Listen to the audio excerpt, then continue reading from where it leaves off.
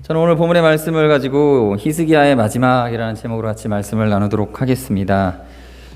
주제는 이런 겁니다. 기도에 관한 이야기를 좀 나누고 싶습니다. 우리가 기도하고 기도한 후에 우리의 인생에 하나님의 기도 응답을 다 받은 후에 우리 어떻게 해야 되는지, 그 마지막을 어떻게 하나님 앞에 서야 되는지, 이것이 오늘 우리 성도님들 마음 가운데 같이 묵상되어지기를 원합니다. 먼저 우리가 알 것은 이겁니다. 기도에 있어서 우리는 좋은 것은 하나님의 은혜로만 되어진다라는 것을 인정하며 우리는 살아가야 됩니다. 하나님은 모든 좋은 것의 주인입니다. 하나님께서 창조하실 때에 모든 만물을 지으시고 그의 눈에 보시기에 좋았더라. 그러니까 하나님의 기준, 하나님이 눈에 보시기에 좋은 것, 참으로 좋은 것이죠. 그 좋은 것은 하나님이 창조하신 것입니다. 하나님이 만드시고 그 하나님으로부터 나온 것들입니다. 그래서 뭐가 좋으냐? 그 근원이 하나님인 것은 다 좋은 겁니다.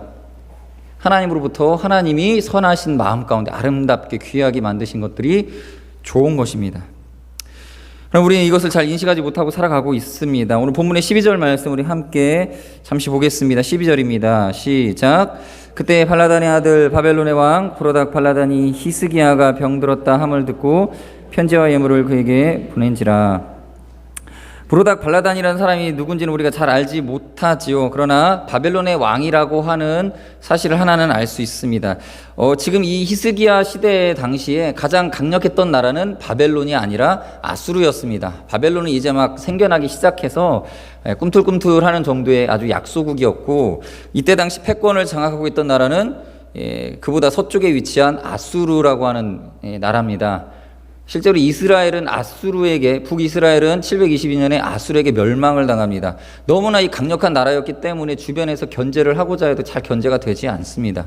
근데 이제 바벨론에서는 이 아수르를 견제하기 위해서 여러 가지 정치적 힘을 좀 모으기 시작하던 그런 시기였습니다.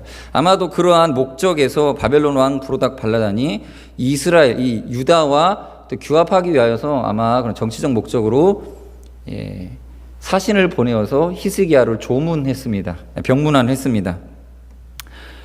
이럴 때에 이 히스기야는 하나님께서 그동안 자기에게 베푸신 은혜에 대해서 감사하고 그 하나님에 대한 어쩌면 그 모든 영광을 하나님께 돌리는 일종의 전도를 이 사신들에게 전해야 했을 상황이었던 것 같습니다. 그러나 이 히스기야는 그가 누군지, 브로닥 발라단이 누군지는 모르지만 아무튼 자기에게 친근하게 접근해오는 이 나라, 이 왕, 이 국가를 호의적으로 대하되, 그러나 자랑하며 자신의 그동안 쌓아왔던 재물들을 이렇게 드러내며 그렇게 그들을 맞이했습니다. 이것이 이 히스기야에게 약간의 허물이 되었고, 그로 인해서 이제 뒤에 보시면 이사야 선지자가 히스기야에게 찾아와서 경고의 메시지를, 심판의 메시지를 전달하게 됩니다.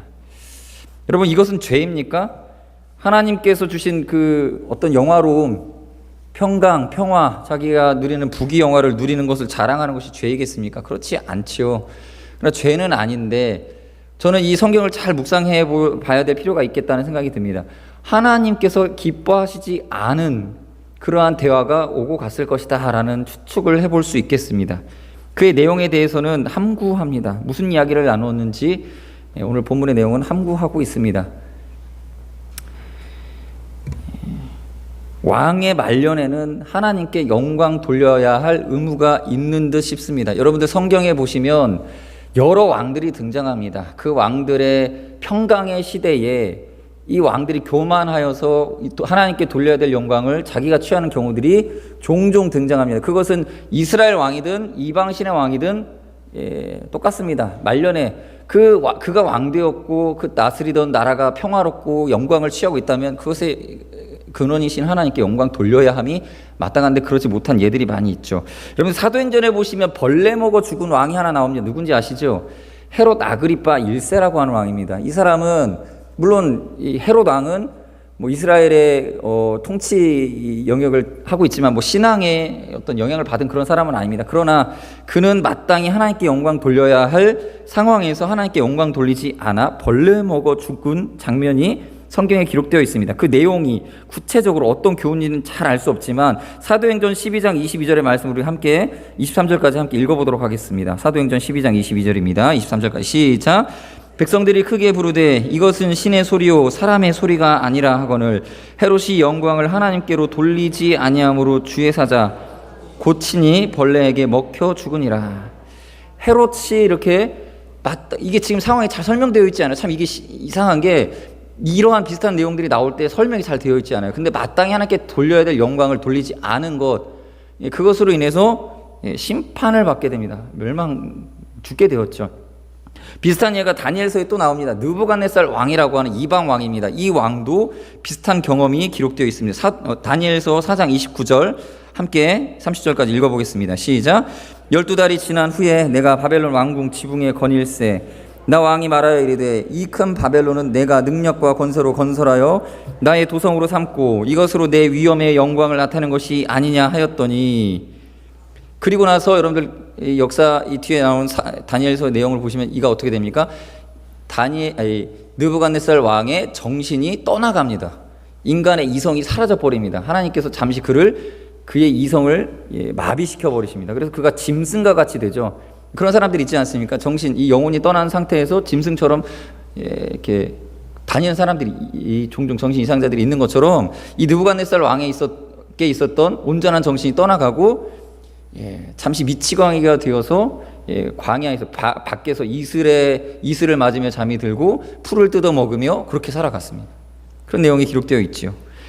하나님께 영광 돌려야 될 상황에 영광 돌리지 아니한 이 왕들의 영적인 상태를 우리는 교만이라고 표현합니다. 하나님께 마땅히 영광 돌려야 될 상황이 교만으로 대치되어집니다. 이 교만한 마음의 상태는 우리가 존경하는 다윗 왕에게도 마찬가지로 이 왕의 통치 말미에 나타납니다. 그게 어디에 나오냐면 여러분들 사무엘하 24장입니다. 사무엘하 24장 2절에 이렇게 기록되어 있죠. 다 같이 읽어볼까요? 시작.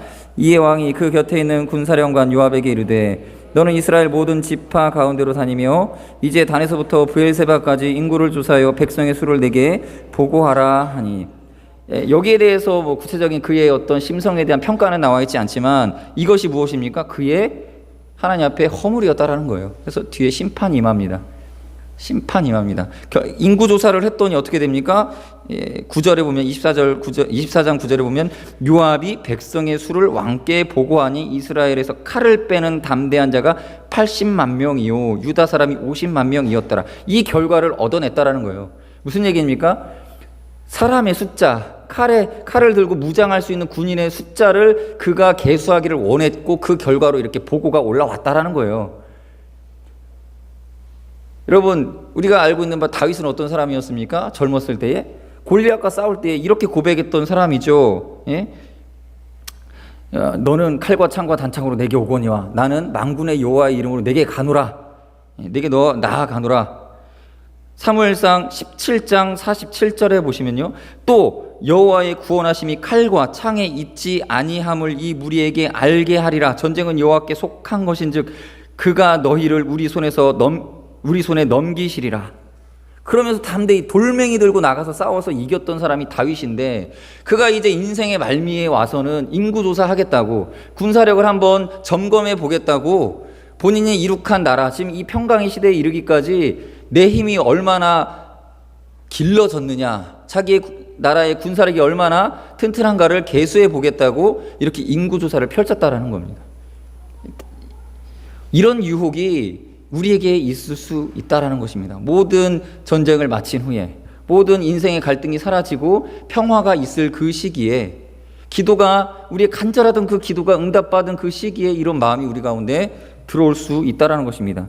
그리고 다윗은 이렇게 인구조사한 이유로 인하여서 어떤 일이 벌어집니까? 사무엘하 24장 15절. 제가 PPT에 앞선 장에 떠났는데 이렇게 결론이 나와집니다. 이에 여호와께서 아침부터 정하신 때까지 전염병을 이스라엘에게 내리시니 단에서 브엘세바까지 백성의 죽은 자가 7만 명이었더라. 여러분 생각해 보시오. 칼 찰 수 있는 사람이 80만 명, 50만 명 이렇게 계수를 했는데 한 번 심판으로 죽은 사람이 7만 명이었다 라는 거죠. 이 교만이라는 것은 어마어마하게 무서운 죄입니다. 우리가 그냥 쉽게 교만은 누군가에게 피해 주는 것도 아니고 어떤 사람을 해코지하는 것도 아니고 그런 것들이 아닙니다. 그럼에도 불구하고 이렇게 하나님 앞에서 크게 심판받을 일이 될 수 있다라는 것입니다. 그러므로 우리는 늘 교만하지 아니하도록, 자기의 힘으로 이루었다라고 생각하지 아니하도록, 하나님이 아닌 다른 것에 영광을 돌리지 아니하도록 조심하고 긴장하고 주의해야 합니다. 우리는 기도 응답을 받고 주님의 은혜를 경험하고 나서 꼭 승리를 맛본 후에 하는 실수가 있습니다. 그게 뭐냐면 원인 분석하는 거예요. 기도를 해놓고 기도를 응답받고 나서 하나님이 어떠한 방법을 주실 때도 있고 어떤 사람을 보내주실 때도 있는데, 분석하다 보면 결과가 뭐가 나옵니까? 방법이 나오고 사람이 나와요. 이때 이 방법 썼더니 잘 된 것 같아. 내년에도 이렇게 이 방법 이대로 이렇게. 이번에 이렇게 이 방법을 이 사람에 의지했더니 그 사람은 역시. 사실 우리가 그 일을 시작할 때, 어떤 일을 시작할 때는 기도하며 하나님 의지했는데 일이 잘 되고 결론을 내놨을 때는 방법 가지고 분석하고 있다는 거예요. 그거는 누구 한 사람에게만 있는 그런 특징이 아니에요. 우리가 다 그렇습니다. 기도하고 나서 응답 받아요. 그 다음에 생각하는 건 뭐냐면 요 방법, 요런 아이디어, 요런 지혜, 이게 효과적이었어. 잘 된 것을 가지고 그대로 똑같이 그게 정답이었어 라고 결론 내릴 때가 있다라는 거예요. 그럼 어떻게 됩니까? 하나님이 행하셨는데 영광은 누가 받는 거죠? 방법과 사람이 받을 때가 너무나 많다라는 거예요. 심지어는 기도로 응답 받은 다음에도요, 기도의 방법을 가지고 논할 때가 있어요. 이렇게 기도했더니, 기도가 응답되는 이유는 뭐예요? 내가 기도를 이렇게 했기 때문에 기도가 응답된 거야. 그래서 이방 사람들처럼 기독교인들도 이렇게 내가 말을 많이 해서 기도했더니, 그렇게 이 방법 가지고 기도했더니 하나님 기도 응답해 줬어. 그럼 다음번에 기도할 때는 그 방법으로 기도해야지. 그래서 기도의 방법이 또 다른 우리의 우상이 될 때가 있다라는 거예요. 그래서 기도할 때에도 하나님을 집중하는 것이 아니라 내가 기도하는 이 기도의 방식, 이것에 집중할 때가 너무나 많습니다. 그런 오류에 우리가 빠지게 되는 것입니다. 하나님께 영광 돌려야 될 모든 상황은 다른 것들이 대체하게 만드는 유혹에 우리는 넘어지고 또 실수하게 된다는 것이죠. 그래서 인류 역사가 하나님 앞에서 겸비하고 하나님 앞에 겸손하게 무릎 꿇었던 그 위대한 왕들도 결국 또 다시 하나님 앞에 범죄하게 되는 원인이 바로 여기에 있다는 거예요. 그렇다면 우리는 어떻게 해야 되겠습니까? 우리의 마음이 여기에 게을러서는 안 됩니다. 바로 무엇입니까? 감사입니다. 하나님께 감사하는 일에 게을러서는 안 된다는 거예요. 우리의 기도의 절반은 하나님께 영광이고 하나님께 감사드리는 것에 집중되어져야 됩니다. 여기에서 넘어질 때 우리의 기도는 또 다른 악순환의 걸림돌에 멈추게 된다는 거예요. 이것이 선순환되기 위해서 기도와 그의 응답, 하나님께 감사, 다시 하나님 의지함, 그리고 기도하고 응답받고 또 하나님 복을 누리고 또 감사하고 또 하나님 의지하고 응답받고, 이 선순환이 이루어져야 되는데 그 중간에 우리가 매번 놓치는 게 무엇이냐면 하나님께 영광 돌리고 감사하는 이것을 놓칠 때가 너무나 많다라는 거예요. 왜 그렇죠? 다 일을 이루었기 때문에, 이제 이루어졌으니까 더 이상 하나님 찾을 이유가 없지. 그리고 우리가 잘 되어진 이유는 사람과 방법에서 찾고 그것을 기록물로 남겨서 그걸 또 의지하고, 물론 이런 기록물들이 필요합니다. 역사의 또 다른 그 악순환을 끊기 위해서는 기록물들도 필요하고 그러한 노하우들이 쌓여가는 것들이 필요합니다. 그러나 그 사이에 그것으로 대체되어지는 하나님의 영광, 하나님께 드려야 될 감사, 이런 것들을 우리가 놓쳐서는 절대로 아니 된다는 것입니다. 그럼 우리는 항상 좋은 것이 하나님으로 말미암았다, 모든 좋은 것은 하나님으로부터 말미암은 것입니다 라는 것을 잊지 말고 주님의 은혜를 감사하는 여러분들 되시기 바랍니다. 한 가지 더 중요한 것은, 우리는 이 두 번째로 중요한 것은 모든 것은 하나님 말씀대로 되어진다라는 것을 믿어야 됩니다. 모든 일은 하나님의 말씀입니다. 하나님의 그 말씀이라는 겁니까? 하나님의 생각, 하나님의 뜻. 하나님의 뜻은 말씀으로 표현되어집니다. 그래서 하나님이 이렇게 생각하신 그 생각, 하나님이 이렇게 아이디어 내신 그대로, 하나님이 너라고 하면 너가, 그라고 하면 그가, 하나님이 왼쪽에서라고 하면 왼쪽에서, 하나님이 동에서라고 하면 동에서 그 일들이 이루어진다라는 거예요. 그 말씀, 하나님의 뜻대로 되어진다라는 것을 우리는 반드시 믿어야 됩니다. 오늘 본문 14, 15절 말씀, 열왕기하 20장 14, 15절 말씀 우리 함께 읽어보도록 하겠습니다. 같이 읽겠습니다. 시작. 선지자 이사야가 히스기야 왕에게 나와 그에게 이르되 이 사람들이 무슨 말을 하였으며 어디서부터 왕에게 왔나이까? 히스기야가 이르되 먼 지방 바벨론에서 왔나이다 하니 이사야가 이르되 그들이 왕궁에서 무엇을 보았나이까 하니 히스기야가 대답하되 내 궁에 있는 것들을 그들이 다 보았나니 나의 창고에서 하나도 보이지 아니한 것이 없나이다 하더라.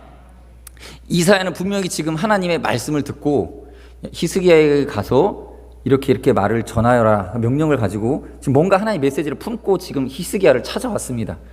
근데 이사야의 마음에는 의문점이 있었습니다. 왜 하나님이 나에게 이러이러한 말들을 히스기야에게 전달하라고 하셨을까?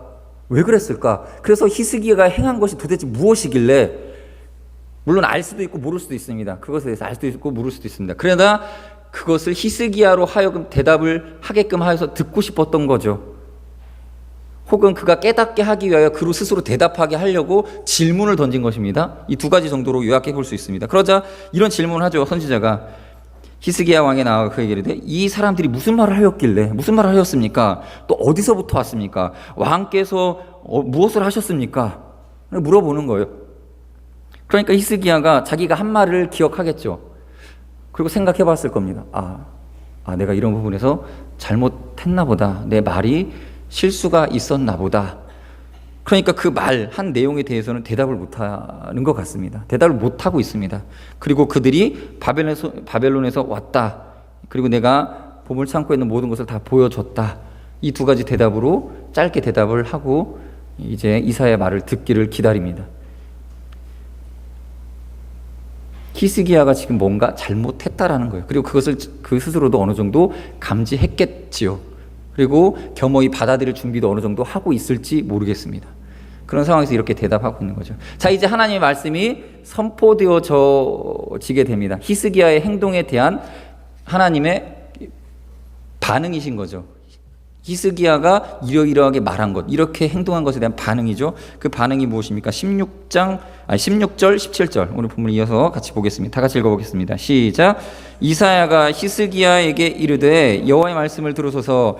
여호와의 말씀이 날이 이르리니 왕궁의 모든 것과 왕의 조상들이 오늘까지 쌓아두었던 것이 바벨론으로 옮긴 바 되고 하나도 남지 아니할 것이요. 자, 보십시오.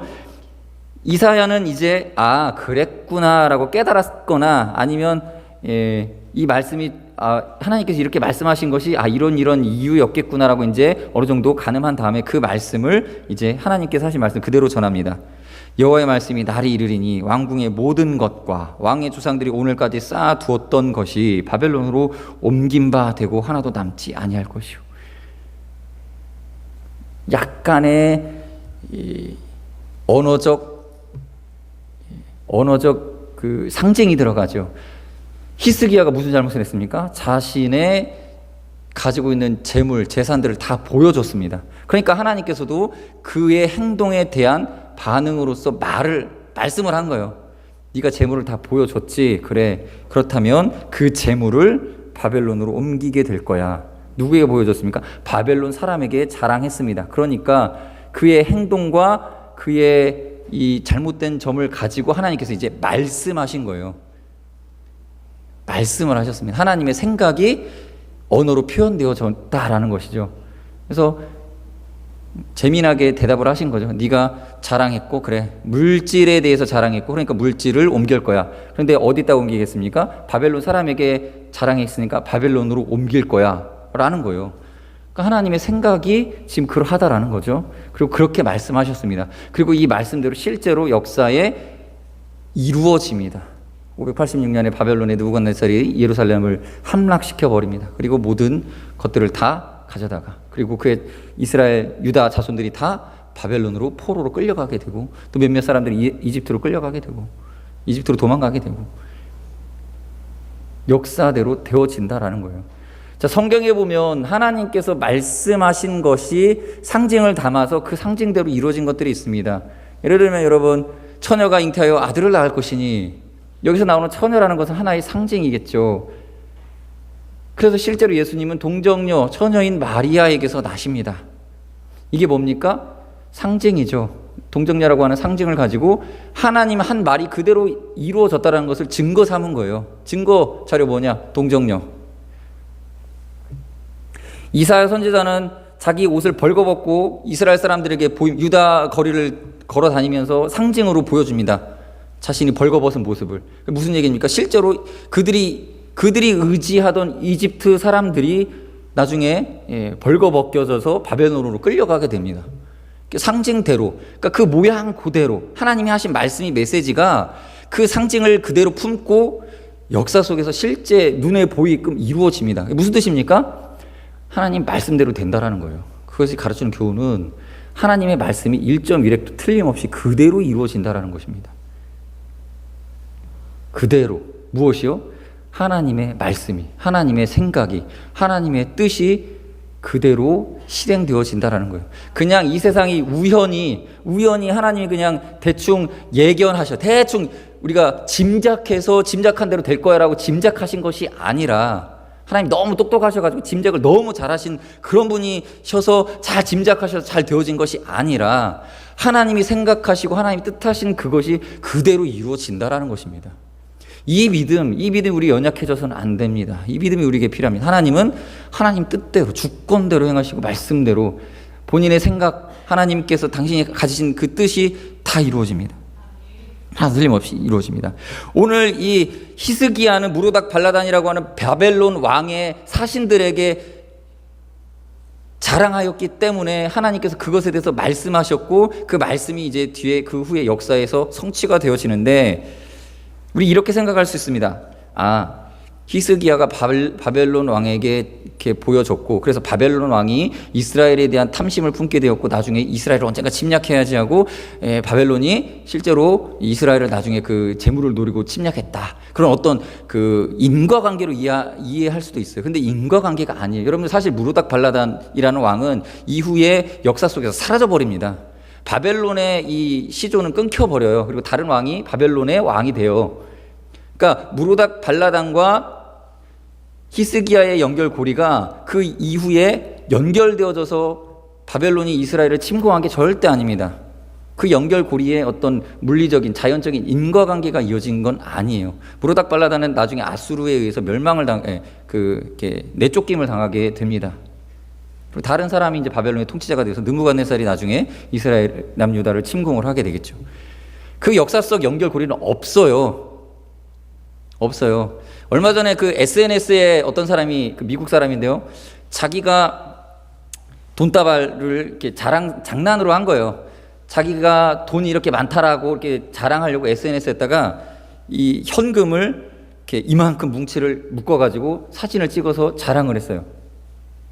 근데 사실 현금이 그만큼 있는 게 아니라 이 겉에만 그 $10짜리 지폐로 감싸고 안쪽에는 그 종이 오려가지고 이렇게 두툼하게 만드는 거예요.